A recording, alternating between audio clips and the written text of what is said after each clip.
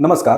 कल हमने बात की थी कुकी प्रोटेस्ट के बारे में मणिपुर में। आज हम बात करेंगे वायलेंस इन मणिपुर।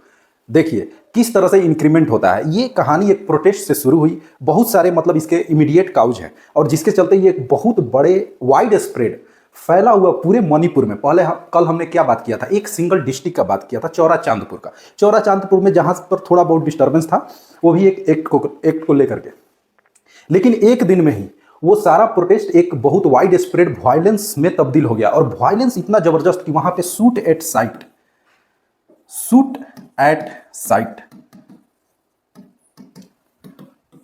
इसका मतलब आप समझते हैं, शूट एट साइट का ऑर्डर दे दिया गया। मतलब आर्मी पर्सनल जो हैं, जो भी हमारी सेंट्रल रिजर्व फोर्स है, आसाम राइफल है जो वहां ड्यूटी करती है, या सेंट्रल रिजर्व फोर्स है, एक्स्ट्रा बटालियन जो है वो रश कर रही है मणिपुर की तरफ से। होम मिनिस्ट्री ने डायरेक्ट ऑर्डर दिया है, वो एक्स्ट्रा बटालियन जा रही है वहां पे पब्लिक ऑर्डर मेंटेन करने के लिए। बहुत सारी किलिंग्स हो चुकी है, उनका अभी मतलब हमारे पास कोई डाटा नहीं है, लेकिन मेनी मोर और प्रॉपर्टी का जो लॉस है वो अलग।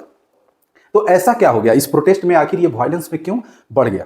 एक्चुअली क्या है ना कि हमारी कंट्री जो है ना इमोशंस की कंट्री है। जब तक आप इमोशन से जुड़ेंगे नहीं या उनके इमोशन को समझेंगे नहीं, लोग अपने इमोशन के चलते ब्लास्ट हो जाते हैं। क्योंकि इतना डाइवर्सिटी है ना कि एक सिंगल ट्रीटमेंट से, मतलब एक धारा से आप सबको समझा नहीं सकते। अब यहाँ पे एक मैटर आ गया है मेटी, मणिपुरी के जो इथनिक एक और कम्युनिटी है जिसको मेटी ट्राइब नहीं कहेंगे, वो इसमें घुस गए हैं। वो अलग से डिमांड कर रहे हैं कि हमको भी एसटी का टैग दिया जाए, हमको भी शेड्यूल ट्राइब में इंक्लूड किया जाए।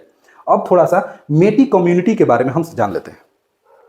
देखिए इनको मेटी कम्युनिटी बोलते हैं। आपको याद होगा 14 शेड्यूल में ना, मतलब हमारे जो लैंग्वेज है ऑफिशियल 8 शेड्यूल में, जो हमारे ऑफिशियल लैंग्वेज है उसमें एक लैंग्वेज आता है मणिपुरी। मणिपुरी को मेटी लैंग्वेज भी बोलते हैं क्योंकि ये सबसे ज्यादा पॉपुलेशन में रहते हैं मेटी ट्राइब का कल्चरली इनको देखिएगा तो ये एक्चुअली हिंदुइज्म के बहुत सारे सेक्ट ट्रेडिशन वगैरह को फॉलो करते हैं मैक्सिमम। लेकिन उसमें से कुछ लोग एक अलग धर्म है साहनिज्म को फॉलो करते हैं। साहनिज्म जो थे इनके क्या कहेंगे, इनके माइथोलॉजी के अनुसार एक पावरफुल गॉड है जिनके पुत्र हैं साहनम।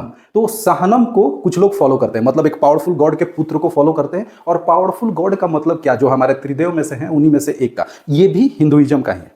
बट ये बेसिकली प्लेन में रहते हैं। प्लेन मेरा कहने का मतलब है जैसे नॉर्दर्न ग्रेट गंगेटिक प्लेन के बारे में हम पढ़ते हैं ना, तो वैसा प्लेन जो एरिया है, हिल ट्राइब नहीं है, प्लेन में रहते हैं। और चूंकि प्लेन में रहते हैं तो इनको रिसोर्सेस ज़्यादा अवेलेबल होती है, अच्छे से रह सकते हैं, इसलिए इनकी पॉपुलेशन भी ज़्यादा है। ये मणिपुर के इथनिक नहीं है, ये पूरे टोटल 7 सिस्टर जो स्टेट है उसमें ये डिस्ट्रीब्यूटेड है।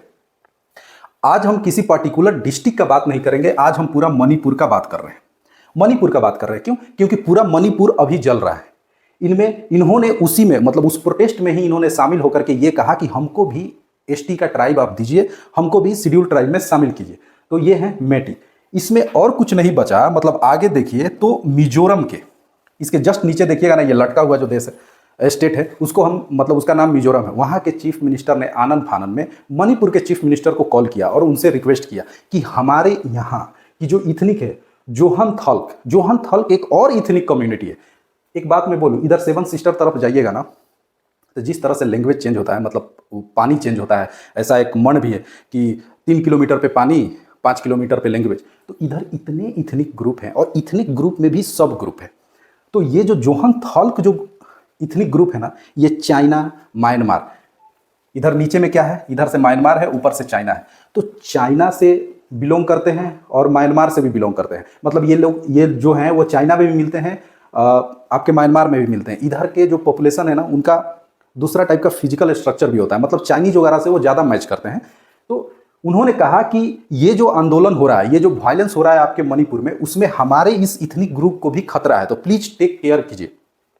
अब लोग क्या कर रहे हैं, कुकीज जो थे, देखिए एक्चुअल में हुआ क्या, कुकीज जो थे प्रोटेस्ट कर रहे थे कि अब 1966 का जो एक्ट है उसको नलीफाई कर दीजिए। क्यों? क्योंकि हम जो प्रोटेक्टेड एरिया में, मतलब हम जिधर रहते हैं, आप उसको प्रोटेक्टेड एरिया नोटिफाई कर दोगे और बाद में हमको इधर इस क्षेत्र से एक्सपेल कर दोगे।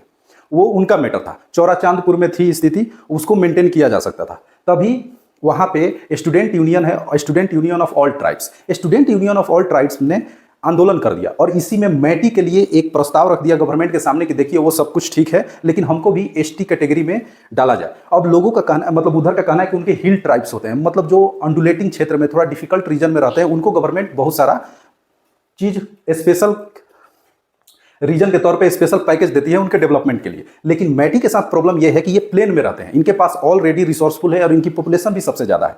तो अभी बात हुई नहीं और ये बात भड़क करके इन्होंने आंदोलन कर दिया, घरों में आग लगा दी, गवर्नमेंट ने आनंद फानन में शूट एट साइट ऑर्डर दे दिया, बहुत सारी किलिंग हो गई। तो ये सारा चीज अभी चल रहा है। अभी कितने किलिंग्स हुई ये कोई गवर्नमेंट ऑफिशियल से अभी तक कोई डाटा आया नहीं है, तो अभी भी ये न्यूज चल रही है। देखिए आगे क्या होता है, जैसा ये होगा उसके बाद हम लोग फिर इस पर बात करेंगे। तब तक के लिए थैंक यू।